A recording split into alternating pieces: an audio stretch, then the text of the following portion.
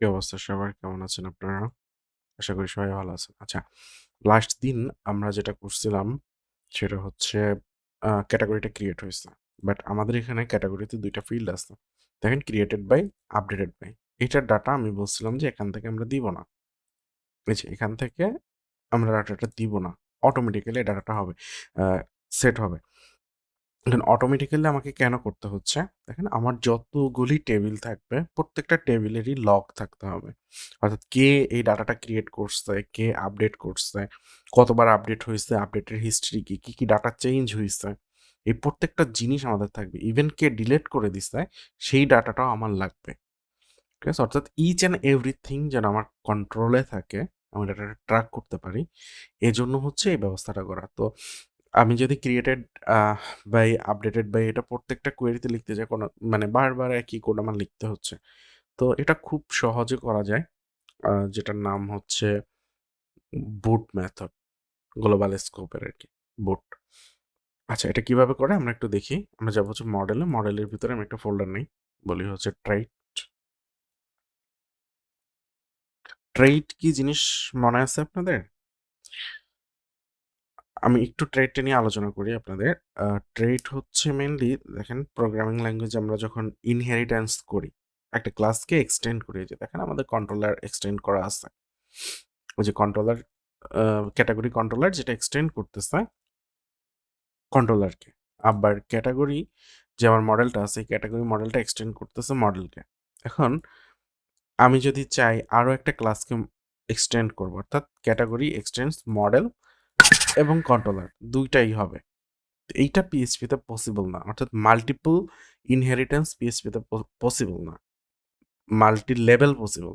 যেমন আপনি ক্যাটেগরি মানে মডেলের চাইল্ড হচ্ছে ক্যাটেগরি, আবার ক্যাটেগরির চাইল্ড তৈরি করতে পারবেন, আবার ওইটারও চাইল্ড তৈরি করতে পারবেন।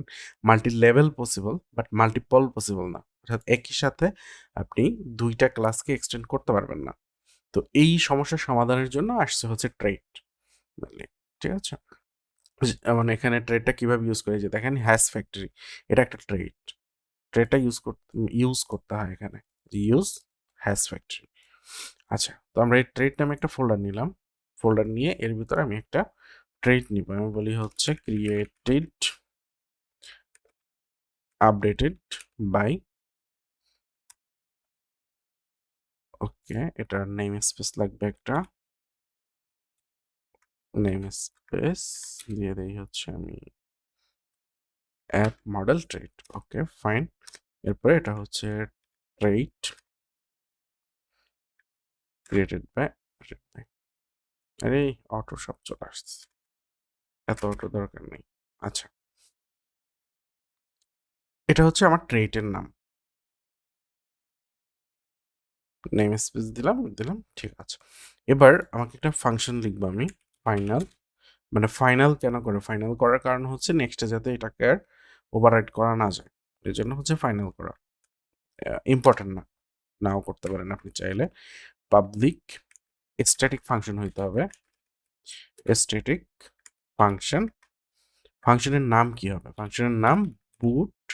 এরপর আপনি যেটা দেন, তো আমি নাম দিই হচ্ছে বুট ক্রিয়েটেড আপডেটেড বাই। এখানে কোড সব আমাকে লিখে দিচ্ছে। আচ্ছা সব লিখে দিলে হবে না, আমি আপনাদেরকে লিখে দেখাবো সব।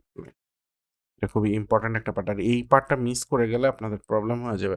নেক্সটে বুঝতে পারবেন না যে ডাটাগুলো কোথা থেকে ঢুকতেছে অ্যাকচুয়ালি। আচ্ছা আমার এখানে কি স্পেলিং মিস্টেক হয়েছে? বুট ক্রিয়েটেড আপডেটেড বাই। ওকে সমস্যা নেই, এটা কিছু রিটার্ন করবে না, সো আমি এখানে ভয়েড দিয়ে দিলাম। এরপরে হচ্ছে এর ভিতরে আবার স্ট্যাটিক একটা নিব, স্ট্যাটিক স্কোপ রেজলিউশন ক্রিয়েটিং। ঠিক আছে, ক্রিয়েটিং ক্রিয়েটিং। ওকে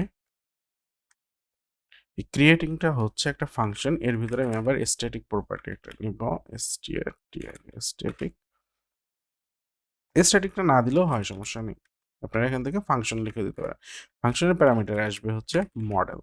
এই মডেলটা কি? এই মডেলটা হচ্ছে আপনি যখন যেই মডেলের ক্রিয়েট অপারেশনটা চলবে তখন এই কোডটুকু রান করবে। মেইন কথা হচ্ছে এটা। ওকে, তো এখানে আমার দরকার হচ্ছে মডেল ক্রিয়েটেড বাই অথ আইডি। অথ, এই অথ এটাও দিতে পারি, অথ আইডি, দ্যাটস অল, এইটুকুই। এটা হচ্ছে ক্রিয়েটের জন্য। এবার দরকার হচ্ছে আমার আপডেটের সময় আপডেটেড বাইটা। দেখেন static updating, static function model ঢুকতেছে এবং মডেলে আপডেটেড বাই আইডি ঢুকতেছে, দ্যাটস অল। আমার এখানে আর কিছু লাগতেছে না, হোপফুলি এটা এখন কাজ করবে। তো আমি একটা ক্যাটাগরি ক্রিয়েট করে দেখি আসলে কাজ হয় কিনা। আমি একটা ক্যাটাগরি নিই হচ্ছে, মনে করেন প্রোগ্রামিং ল্যাঙ্গুয়েজ একটা ক্যাটাগরি নিলাম, স্ট্যাটাস অ্যাক্টিভ, প্যারেন্ট নাই, প্যারেন্ট লাগবে না, ফটো একটা কিছু দিয়ে দিই, আমার পিসির ফটো দিয়ে দিলাম, সেভ। ওকে, সেভ হইলো মেবি। আচ্ছা, এখানে ডাটা আসেনি। কেন আসেনি? কারণ হচ্ছে আমি ট্রেডটাকে ইউজ করি নাই কোথাও। তো আমাকে এই ট্রেডটা ইউজ করতে হবে ক্যাটাগরির এখানে। ইম্পোর্ট দিয়ে দিলাম, হোপফুলি এবার। আচ্ছা, ক্রিয়েটিং CREANG,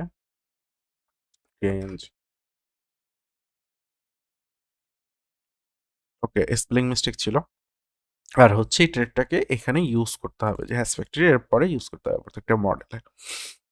ওকে, আমি আবার একটা রিলোড দেই। এবার হচ্ছে প্রোগ্রামিং ল্যাঙ্গুয়েজ 2 দিয়ে দিলাম,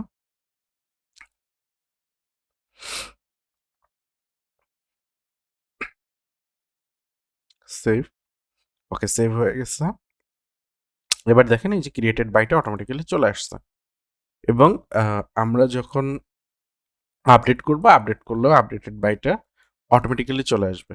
আমি কিন্তু কন্ট্রোলার এখানে ডাটাটা পাস করিনি।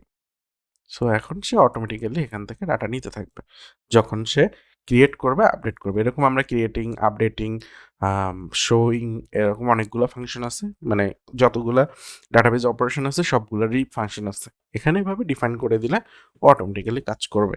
তবে মনে রাখতে হবে এখানে যেন বুট কথাটা থাকে ফাংশনের সাথে আপনার, অবশ্যই এটা স্ট্যাটিক ফাংশন হইতে হবে। তো এটাকে বলি হচ্ছে আমরা গ্লোবাল স্কোপিং। লোকাল স্কোপিংটাও দেখাবো আপনাদের। লোকাল স্কোপিং আমি দেখাইছি অলরেডি এখানে না, এই যে স্কোপ অ্যাক্টিভ। এটা হচ্ছে শুধুমাত্র এই এই মডেলের ক্ষেত্রে কাজ করবে। আর এটা যেটা করলাম আমরা, এই কাজ, এটা কাজ করবে এখন সব যতগুলি মডেলের ভিতরে আমি এই যে ক্রিয়েটেড আপডেটেড বাই এই ট্রেডটা ইউজ করব, প্রত্যেকটা মডেলে এই কাজটা করবে। ঠিক আছে, তো এই ছিল হচ্ছে আমাদের ক্রিয়েটেড আপডেটের কাহিনী। এবার আমাদের ক্রিয়েটেড আপডেটেড ডাটাটা যে আসবে এর জন্য দুইটা ফাংশন আমাদেরকে লিখতে হবে না এখানে? কি ফাংশন লিখতে হবে? Public function created by return this belongs to user class created by। ঠিক আছে,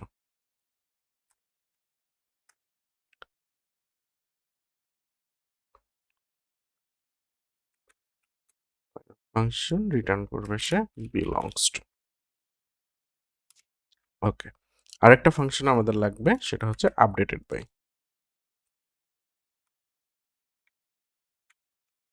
আপডেটেড বাই, আচ্ছা এখানে আপডেটেড বাই আইডি হবে, আর এটাও হচ্ছে আপডেটেড বাই আইডি। কারণ কি? কারণ হচ্ছে, ও সরি, এখানে আমরা আইডি দেইনি, ক্রিয়েটেড বাই আপডেটেড বাই। ওকে, ঠিক আছে। আইডি না, আইডি না দিলে তো সমস্যা এখানে, কারণ হচ্ছে রিলেশনের নাম আর ফিল্ডের নাম এক হওয়া যাবে না। সো ওকে, সমস্যা নাই, আমি এখানে আইডি দিয়ে দিই, আপনার মাইগ্রেশনে আইডিটা অ্যাড করে দিব, সমস্যা নাই। কোথায় আসছে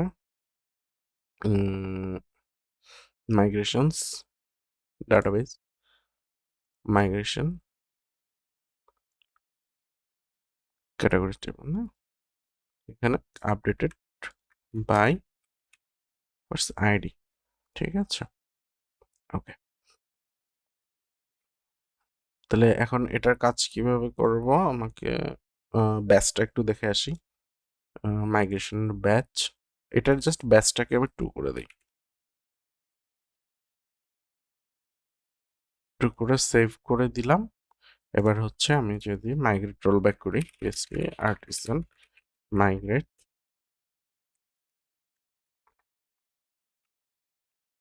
রোল ব্যাক, ক্যাটাগরিজ টেবিলটা চলে গেছে। আমি আবার হচ্ছে মাইগ্রেট করি, হোপফুলি চলে আসার কথা।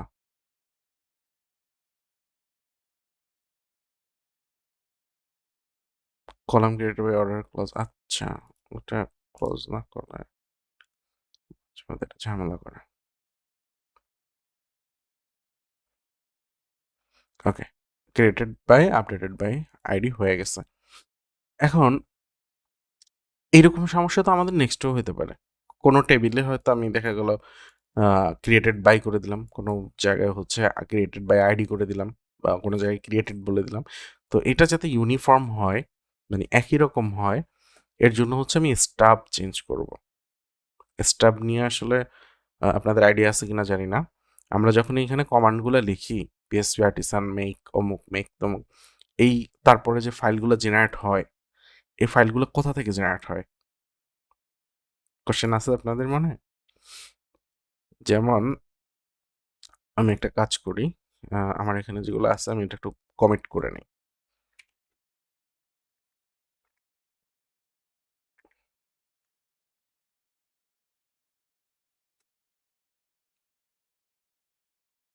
আমি আপনাদেরকে দেখাচ্ছি, এগুলো স্টেজ করে রাখবো, আমি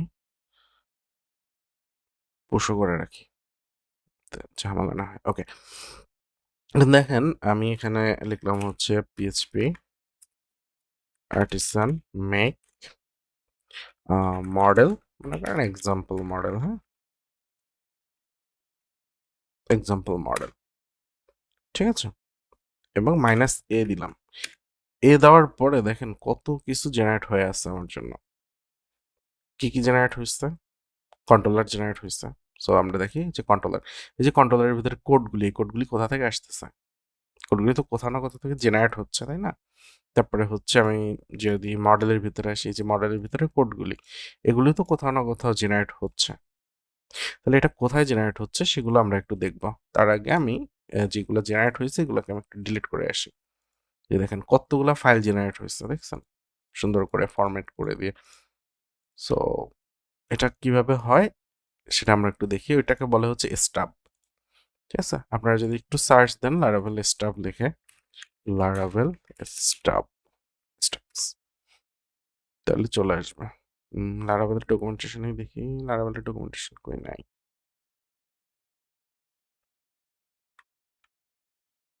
আচ্ছা যাই হোক, আমি আপনাদেরকে দেখাচ্ছি।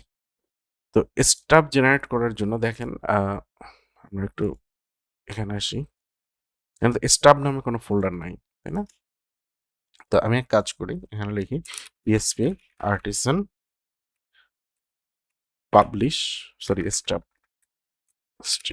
স্টাব পাবলিশ বলতেছে স্টাবস পাবলিশ সাকসেসফুলি। ওকে, এখানে দেখেন এই যে স্টাব নামে একটা ফোল্ডার চলে আসছে, এবং মজার ব্যাপার হচ্ছে এখানে সবগুলি ডাটা আছে। কিরকম আছে একটু দেখাই আপনাদেরকে। যেমন হচ্ছে আমরা কন্ট্রোলার, মডেল কন্ট্রোলার যেটা ইউজ করি, দেখেন তো চেনা যায় কিনা? ইন্ডেক্স ফাংশন, ক্রিয়েট ফাংশন, যা যা লেখা আছে সব কিছু এখানে আছে না? তো মেইনলি এখান থেকে এই কোডগুলো জেনারেট হয়। এখন আপনাদেরকে মজার জিনিসগুলো দেখাই আমি।